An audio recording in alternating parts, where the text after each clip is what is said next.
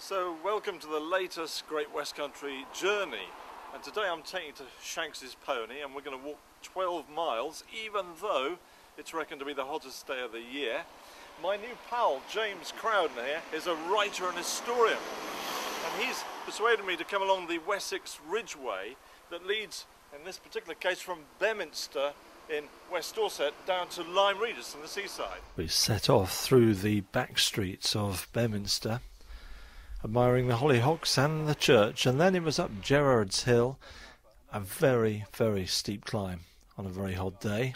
But the top's worthwhile, you get fantastic views of the town, and then onwards past the Trig Point, along ridge after ridge, and through leafy lanes, until we stopped at a very special gate. Well, we're in a very interesting part of West Dorset on the back end of Pilston Pen. Most people go up to the top where the triangulation point is, but on the sort of westerly side there's this marvellous new gate which was built by a lady called Karen Hanson, and it is functional as a farm gate, but it's also treated as a sort of as a piece of sculpture in the sense that Wordsworth's words are carved into it, and they're very interesting words because they're a tribute to his sister Dorothy.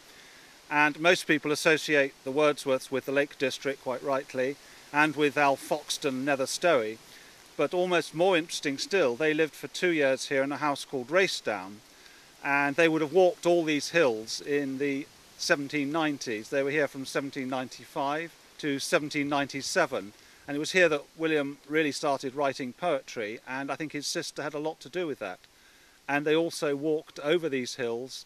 And there was one particular poem called Lewisden Hill, which had been written only about 7 or 8 years previously by the rector of Stoke Abbot.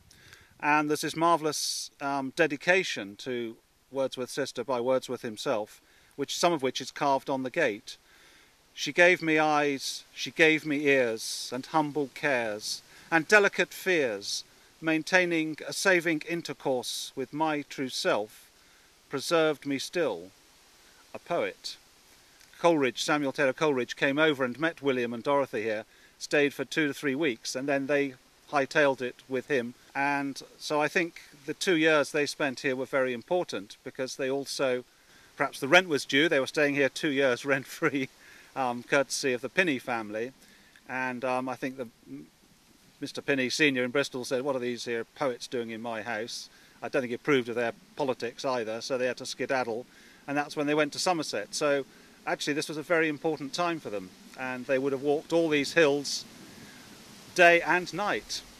And now we were off again, across yet more ridges, and now we were joined by poetess Catherine Symonds, who's particularly interested in the work of Dorothy Wordsworth.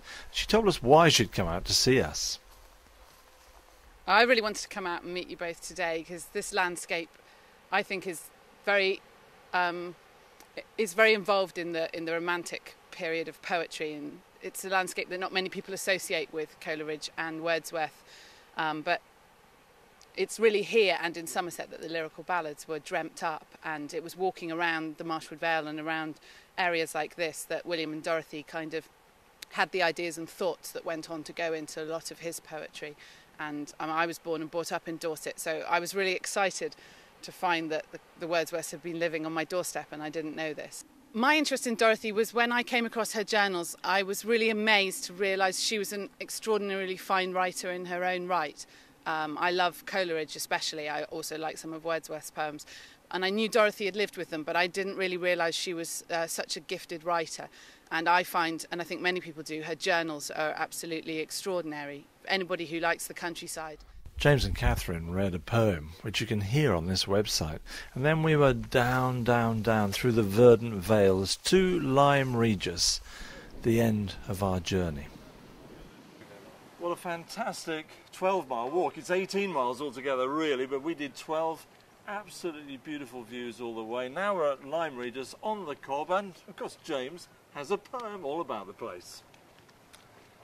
Idle sea, languidity, Fitting fossil end, chalk and green sand, blue lias, marl and shale, Ammonites parade themselves in shop windows, arcane arcade, slot machines, one-armed bandits on the rummage, in second-hand shops, for that elusive first edition. Signed Ebony Tar or Maggot. Mary Anning in an Austin 7. Jane tumbling down the hill. Part, Undercliff, net gain.